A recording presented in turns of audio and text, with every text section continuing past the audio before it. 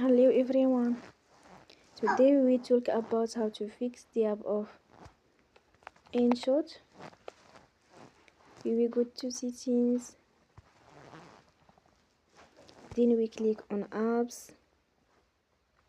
After that you will search the app InShOt and you will click.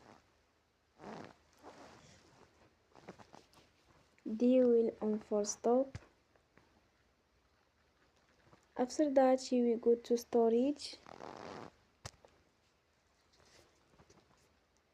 Then we click on the clear cache.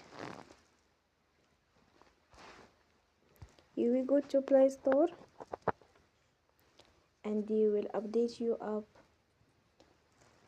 Don't forget to support us by like and subscribe. See you next time and thank you for watching.